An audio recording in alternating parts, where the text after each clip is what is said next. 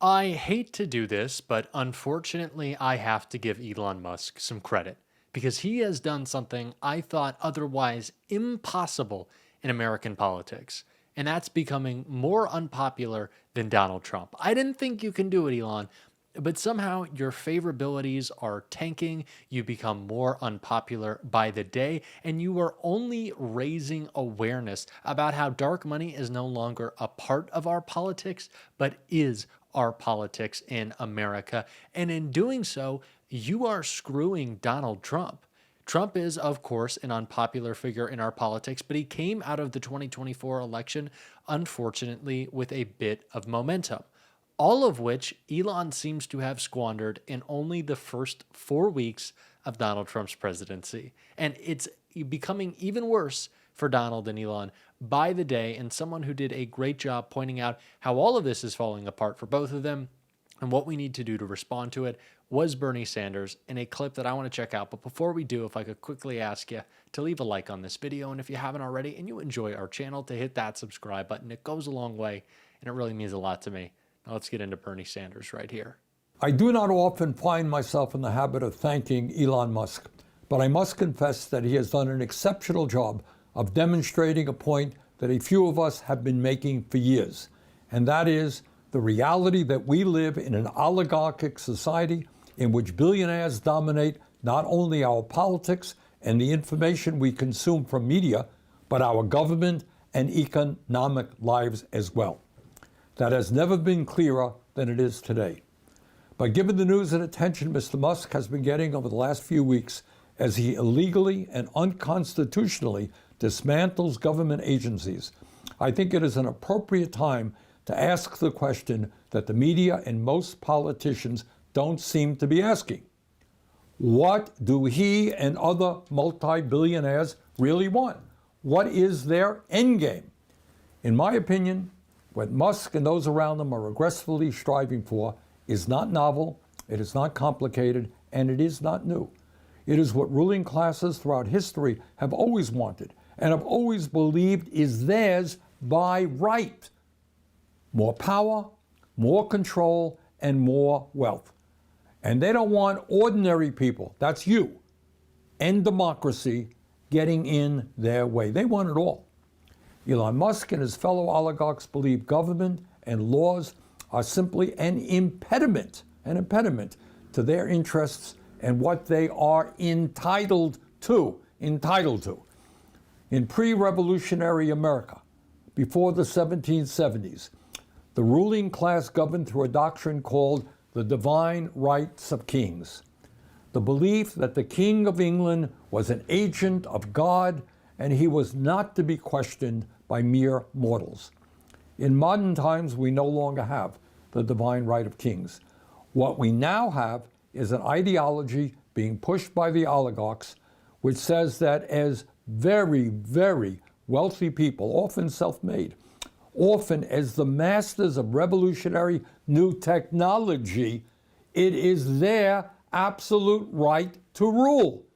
In other words, these modern-day oligarchs are our kings. And it is not just power, it's incredible wealth that they have. Today, Mr. Musk is worth $402 billion. Zuckerberg is worth $252 billion. Bezos is worth $249 billion. With combined wealth of over $900 billion, these three people own more wealth than the bottom half of American society. Not surprisingly, since Trump was elected, their wealth has soared. Musk has become $138 billion richer. Zuckerberg has become $49 billion richer. And Bezos has become $28 billion richer, all since Election Day. Meanwhile, while the very rich become much richer, 60% of Americans live paycheck to paychecks. 85 million are uninsured or underinsured. 25% of seniors are trying to survive on $15,000 a year or less. 800,000 are homeless, and we have the highest rate of childhood poverty of almost any major country on earth. Do you think for 1 second that the oligarchs give a damn about working people? Trust me, they don't. Musk's decision to dismember USAID means that tens of thousands of the poorest people around the world will go hungry or die of preventable diseases. But it's not just abroad. Here in the United States, they will soon be going after the healthcare, nutrition, housing, and educational programs that protect the most vulnerable people in our country, all so that Congress can provide huge tax breaks for them and their fellow billionaires. As modern-day kings who believe they have the absolute right to rule, they will sacrifice, without hesitation, the well-being of working people to protect their interests. Further, they will use the enormous media operations they own to deflect attention away from the impact of their policies while they entertain us to death. Mr. Musk owns Twitter. Mr. Zuckerberg owns Meta, which includes Facebook and Instagram, and Mr. Bezos owns the Washington Post and Twitch. Further, they and their fellow oligarchs will continue to spend huge amounts of money to buy politicians in both major political parties. Bottom line, the oligarchs, with their enormous resources, are waging a war against the working class of this country, and it is a war that they are intent on winning. Now, I'm not going to kid you. The problems this country faces right now are extremely serious. The economy is rigged. Our campaign finance system is corrupt. And we are struggling to control climate change, an existential threat to our planet, among many, many other important issues. But this is what I do know. The worst fear that the ruling class in this country has is that Americans, black, white, Latino, urban and rural, gay and straight, young and old, that all of us will come together to demand a government that represents all of the people in our country, not just the wealthy few.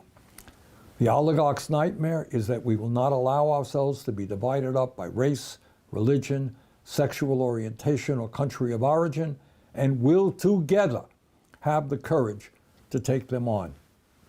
Will this struggle be easy? Absolutely not. And one of the reasons for that is that the ruling class of this country will constantly remind you that they have all the power. They control the government. They own the media. You want to take us on? Good luck, they will say. There is nothing you can do about it. But our job right now, in these very difficult times, is to not forget the great struggles and sacrifices that millions of people have waged over the several centuries to create a more democratic, just, and humane society. Think about it. Over the last number of centuries, how many people have stood up and fought? And when they were doing that, you know what their contemporaries said?